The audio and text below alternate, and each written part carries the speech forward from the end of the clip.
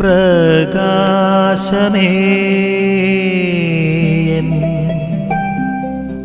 മിഴി തുറക്കുക വേഗം. ജീവന്റെയും മരണത്തിന്റെയും മേൽ അധികാരമുള്ള ഈശോയെയാണ് നമ്മളിവിടെ കണ്ടുമുട്ടുക.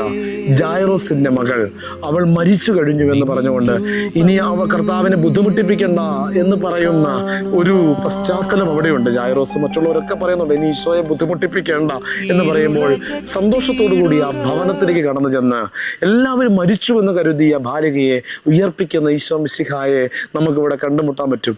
ജീവിതത്തിൽ ചിലപ്പോഴൊക്കെ നമുക്ക് ചില പ്രതിസന്ധികളിലൊക്കെ നടക്കും. ഇനി ആർക്കും എന്നെ രക്ഷിക്കാനാവുകയില്ല ഈ രോഗത്തിൽ നിന്ന്, ഈ സഹനത്തിൽ നിന്ന്, ഈ തെറ്റിദ്ധാരണയിൽ നിന്ന്, ഈ പ്രതിസന്ധിയിൽ നിന്ന് ഇനി ആർക്കും എന്നെ രക്ഷിക്കാനാവുകയില്ല എന്ന് മനുഷ്യർ ചിന്തിക്കുന്ന ചില ഇടങ്ങളിൽ പോലും കർത്താവിൻ്റെ സൗഖ്യം കടന്നു വരുമെന്ന് ചിന്തിക്കാൻ, മനുഷ്യർ അസാധ്യത എന്ന് തോന്നുന്ന ചില സാഹചര്യങ്ങളിൽ അതുപോലും ക്രിസ്തുവിന് സാധ്യമാണെന്ന് വിശ്വസിക്കുവാൻ ഇന്നത്തെ ഈ സംഭവം നമ്മെ ഓർമ്മിപ്പിക്കുകയാണ്. അതുകൊണ്ട് നമുക്ക് ആത്മാർത്ഥമായി പ്രാർത്ഥിക്കാം. അസാധ്യതകളെന്ന് തോന്നുന്ന ജീവിതത്തിൻ്റെ കഥകളിൽ, പ്രതിസന്ധികളിലൊക്കെ കർത്താവിൻ്റെ സൗഖ്യം നമുക്ക് അസാധ്യതകളെ സാധ്യതകളാക്കി മാറ്റട്ടെ എന്ന് നമുക്ക് ആത്മാർത്ഥമായി പ്രാർത്ഥിക്കാം.